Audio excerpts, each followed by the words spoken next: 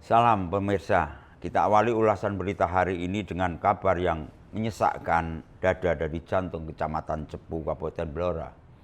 Seolah menjadi bom waktu yang siap meledak kapan saja. Fenomena tanah ambles di Kelurahan Cepu ini telah memasuki tahap yang benar-benar di luar kendali. Bayangkan saja, di saat warga seharusnya bisa beristirahat dengan tenang, mereka justru harus terjaga di tengah suara retakan tanah yang terus merayap.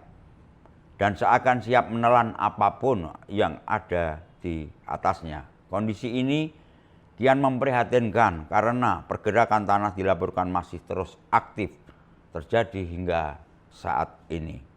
Namun, ancaman sebenarnya baru saja dimulai. Dengan langit yang kian mendung dan datangnya musim penghujan, kekhawatiran warga kini memuncak pada satu titik, ketakutan hujan lebat dengan durasi yang sangat lama. Jika alam kembali menumpahkan airnya, ambles susulan dalam skala yang jauh lebih masif diprediksi tak akan terelakkan lagi. Pertanyaannya sekarang, akankah kita hanya menunggu sampai bencana benar terjadi?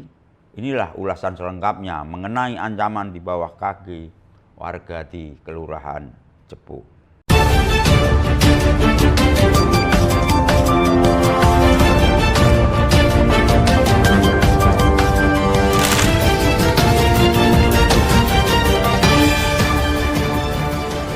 Ya, pemirsa, beredar sebuah video tentang kondisi tanah ambles di Kelurahan Cepu, Kecamatan Cepu Blora. Sebuah tembok tiba-tiba runtuh.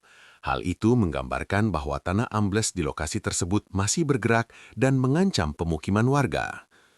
Tim dari BPBD Kabupaten Blora Selasa 3 Februari 2026 lalu telah turun ke lapangan untuk melakukan asesmen.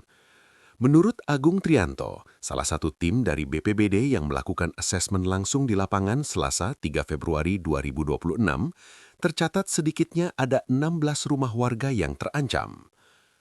Bencana ini tidak datang tiba-tiba. Ia adalah luka lama yang kembali menganga. Kejadian dimulai pada 8 November 2025 lalu saat longsor pertama menghantam di kegelapan malam. Belum sempat warga bernapas lega, serangan kedua datang pada 14 November. Puncaknya, pada Senin 2 Februari 2026 pukul 16.20 waktu Indonesia Barat, saat langit Cepu menghitam dan hujan turun tanpa henti, bumi akhirnya menyerah. Struktur tanah yang labil, diperparah dengan kemiringan tebing yang ekstrim dan sistem drainase yang buruk, menciptakan bencana yang tak terelakkan. Akibatnya, deretan rumah warga kini sebagian tinggal puing, beberapa lagi miring yang mengerikan. Mari kita melihat wajah-wajah di balik angka-angka statistik ini. Mereka bukan sekedar data, mereka adalah korban yang kini kehilangan tempat bernaung.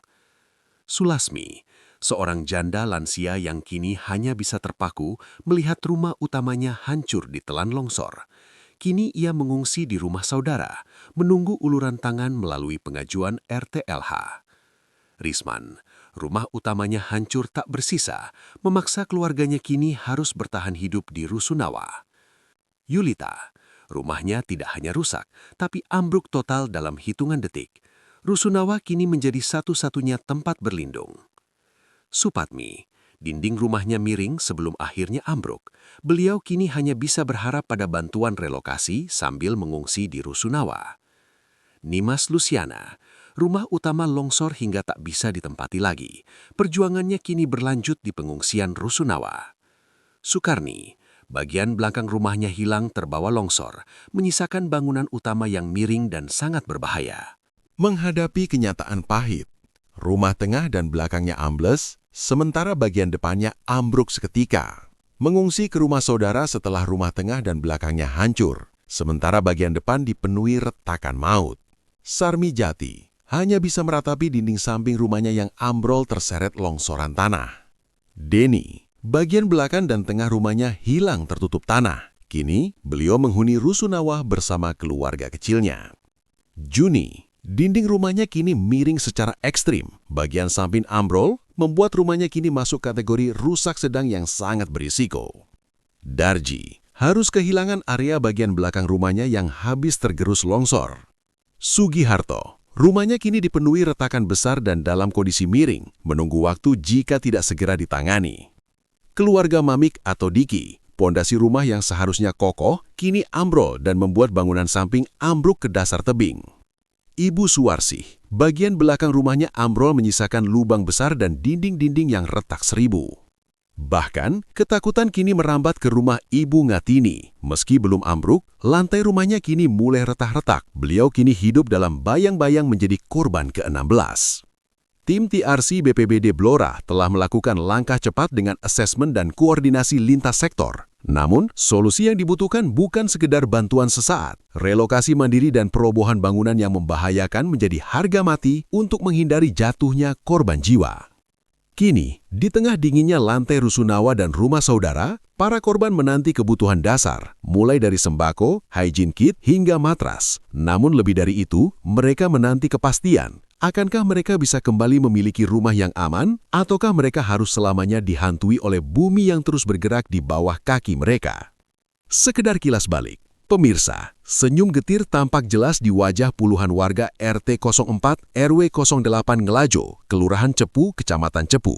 Sudah terlalu lama mereka menderita setelah bencana longsor dan pergerakan tanah memorak-porandakan permukiman mereka. Kerugian material yang besar, ditambah rasa khawatir akan bencana susulan, menjadi beban harian yang tak terhindarkan. Di tengah panjangnya derita tersebut, seberkas harapan datang menjemput. Pada hari Sabtu 6 Desember 2025 lalu, pemerintah Kabupaten Blora menunjukkan komitmennya untuk hadir di tengah masyarakat yang terdampak. Wakil Bupati Blora, Hajah Sri Setiorini, secara langsung mengunjungi lokasi dan berdialog dengan para korban untuk memastikan penanganan pasca bencana berjalan efektif. Kunjungan tersebut bukan sekedar kunjungan seremonial, melainkan membawa serta uluran tangan berupa bantuan yang sangat dinantikan. Dalam kesempatan tersebut, Wakil Bupati Hajah Sri Setiorini menyerahkan berbagai jenis bantuan yang dirancang untuk membantu warga bangkit dari keterpurukan. Bantuan tersebut meliputi 3 aspek utama. Paket sembako, bantuan bahan pokok diserahkan untuk memastikan kebutuhan dasar pangan para korban terpenuhi, meringankan beban ekonomi keluarga di masa tanggap darurat. Santunan tunai diberikan sebagai bentuk kepedulian dan dana darurat untuk menutupi kebutuhan mendesak yang mungkin timbul akibat kerugian bencana. Bantuan rumah layak huni atau RLTH. Inilah bantuan yang paling krusial. RLTH diserahkan sebagai solusi jangka panjang bagi warga yang rumahnya mengalami kerusakan parah atau yang kini harus direlokasi akibat permukiman mereka berada di zona rawan bencana. Kami hadir di sini untuk memastikan bahwa tidak ada satupun warga Blora yang merasa sendiri dalam menghadapi musibah ini, ujar Hajah Sri Setiorini. Bantuan ini adalah wujud nyata komitmen pemerintah daerah untuk membantu pemulihan. Kami tidak hanya memberi bantuan pangan untuk hari ini, tetapi juga solusi jangka panjang berupa rumah layak huni agar warga bisa kembali menata kehidupan dengan aman. Selain menyerahkan bantuan fisik, momen ini juga dimanfaatkan oleh Wakil Bupati untuk berdialog langsung dan mendengarkan keluhan serta masukan dari para korban. Dialog dari hati ke hati ini menjadi sarana penting untuk memetakan kebutuhan real di lapangan. Dalam proses penanganan ini, Pemkab Blora juga bersinergi dengan berbagai pihak, termasuk Polres Blora yang sebelumnya telah turun tangan memberikan solusi darurat dan pengamanan lingkungan. Kerjasama antar instansi ini mempercepat proses penanganan dan memastikan bahwa penanganan longsor di Cepu dapat dilakukan secara terpadu dan menyeluruh. Bantuan RLTH yang diserahkan diharapkan dapat segera direalisasikan, sehingga para korban tidak lagi harus tinggal di pengungsian atau rumah sementara yang kurang memadai. Kehadiran Wakil Bupati pada hari itu bukan hanya membawa logistik, melainkan juga membawa pesan kuat bahwa pemerintah daerah akan terus mendampingi warga Ngelajo hingga mereka benar-benar pulih dan kembali menempati hunian yang layak dan aman. Ya, Wakil Bupati Blora Hajah Sri Setiorini menyerahkan sejumlah bantuan kepada warga terdampak longsor dan tanah bergerak di Kelurahan Cepu, Kecamatan Cepu pada Sabtu 16 Desember 2025 lalu. Bantuan tersebut meliputi paket sembako, santunan, serta bantuan rumah layak huni atau RLTH. Hadir mendampingi Wabub Kepala Dinsos PPPA, Ketua TPPKK Kabupaten Blora, Forkopimcam Cepu, Ketua Basnas Blora Haji Sutaat. Hanya curah hujan yang cukup tinggi di akhir-akhir ini mengakibatkan bencana longsor dahsyat kembali menghantam kawasan padat penduduk di Kelurahan Cepu, Kecamatan Cepu, Kabupaten Blora. Gerusan tak terhindarkan dari arus sungai telah menyebabkan tebing sungai ambruk secara bertahap, merusak parah setidaknya 20 rumah warga dan menimbulkan kerugian material yang diperkirakan mencapai ratusan juta rupiah. Kronologi gerusan air menjadi pembawa bencana ini bermula dari hujan lebat yang mengguyur wilayah Cepu pada Jumat 8 November 2025 lalu sekitar pukul 20 WIB. Debit air sungai yang ada di sekitar mereka membludak dan arusnya yang ganas mulai menggerus dasar tebing sungai secara masif. Gerusan yang terus-menerus ini merupakan akar tunggal penyebab bencana yang tak terhindarkan. Puncak kengerian terjadi pada Jumat 14 November 2025 pukul 18.30 WIB ketika tebing yang telah rapuh itu tak kuasa lagi menahan beban. Longsor susulan yang masif pun terjadi, menyeret dan merusak bagian-bagian vital dari rumah-rumah yang berdiri di sepanjang bantaran sungai, khususnya di lingkungan Ngelajo, RT 4 RW 8 Kelurahan Cepu. Ini adalah mimpi buruk. Gerusan air sungai selama ini telah mengancam, dan kini ancaman itu menjadi kenyataan.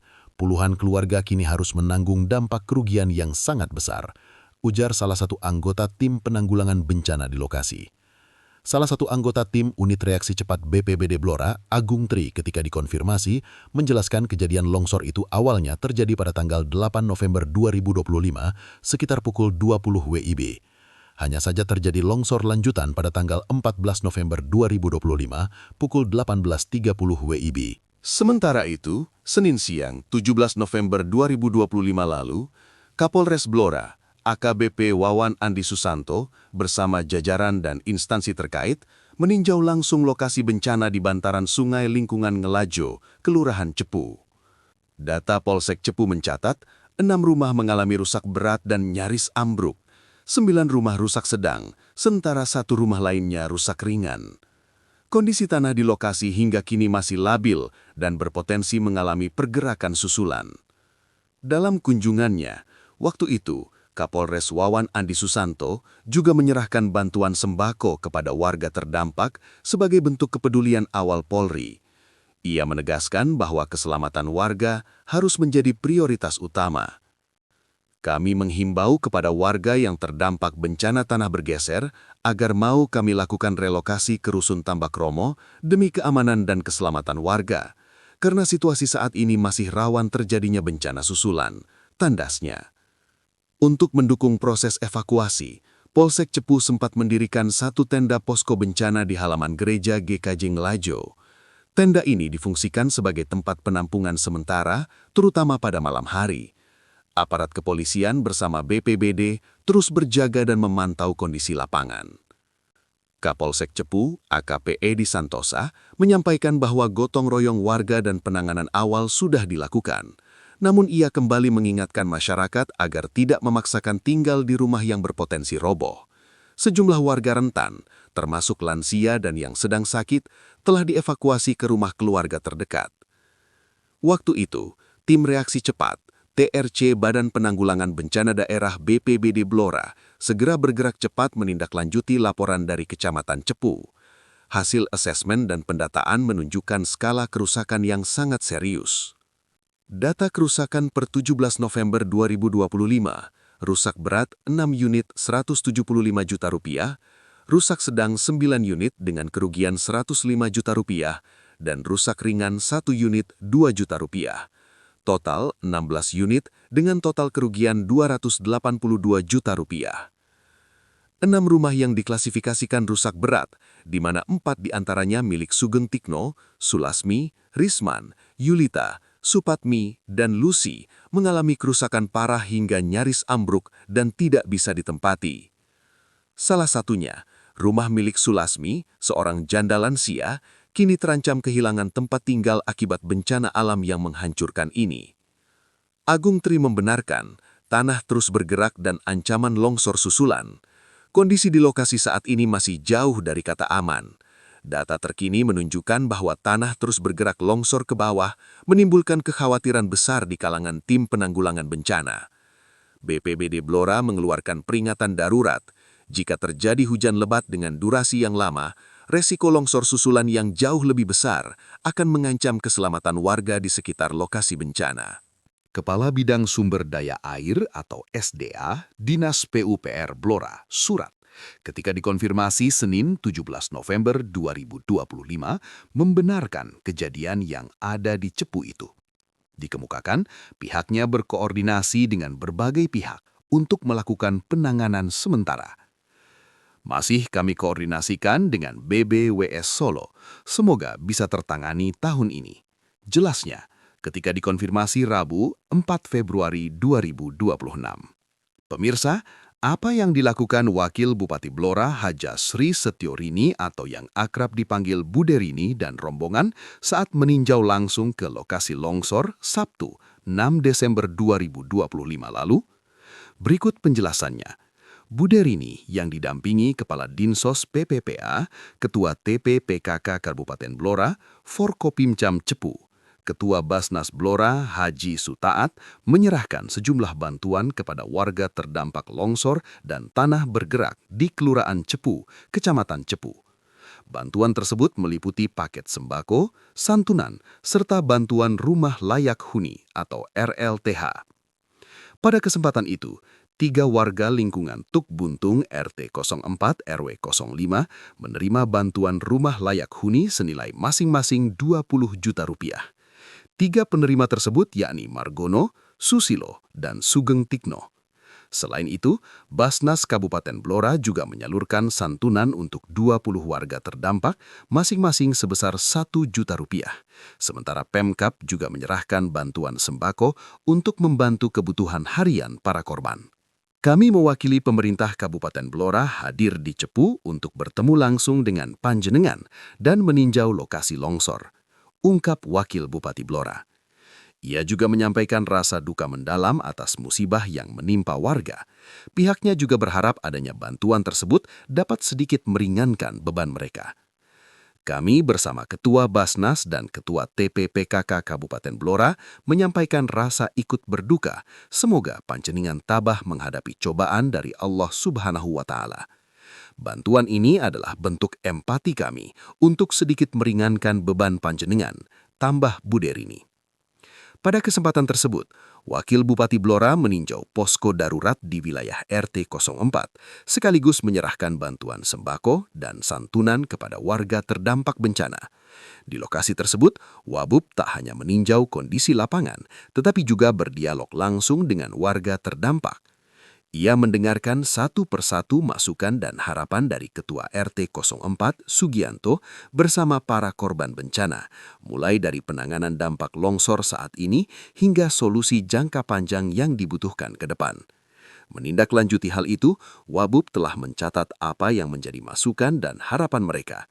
Ia akan segera melaporkannya kepada Bupati Blora untuk dibahas lebih lanjut dalam rapat bersama dinas terkait, termasuk menggandeng para pemangku kepentingan lainnya seperti BBWS dan pihak-pihak teknis lain agar penanganan bencana dapat dilakukan secara cepat dan tepat. Saya matur nuwun Pak RT atas masukannya, saya terima. Nanti kita akan bawa ke pemerintah daerah dan yang berwenang, terangnya. Pemirsa, deretan angka dan nama yang baru saja kita simak bukan sekedar data statistik bencana. Mereka adalah potret nyata dari sebuah tragedi kemanusiaan yang sedang berlangsung di bawah langit Cepu. Saat kita duduk dengan nyaman di sini, saudara-saudara kita di lingkungan Ngelajo mungkin bisu menatap masa depan yang tidak jelas. Kondisi kian mengkhawatirkan. Tanah yang terus bergerak secara bertahap adalah peringatan keras dari alam bahwa maut hanya berjarak beberapa inci di bawah lantai rumah mereka. Jika hujan lebat dengan durasi lama kembali mengguyur, maka bukan tidak mungkin Kelurahan Cepu akan menjadi saksi bisu terkuburnya sebuah peradaban kecil akibat keterlambatan kita dalam bertindak. Bumi di Cepu sudah memberikan teriakannya melalui retakan dan reruntuhan. Akankah kita bergerak sebelum tangis warga pecah menjadi duka yang lebih besar, atau kita hanya akan kembali di sini untuk melaporkan puing-puing yang sudah terlambat diselamatkan? Mari kita kawal bersama nasib warga Cepu hingga mereka benar-benar menemukan rasa aman yang telah dirampas oleh alam. Saya Urip Daryanto mewakili seluruh kru Blora TV yang bertugas. Mohon pamit undur diri. Terima kasih. Tetaplah waspada. Sekian. Wassalamualaikum warahmatullahi wabarakatuh. You're an obsession in my head.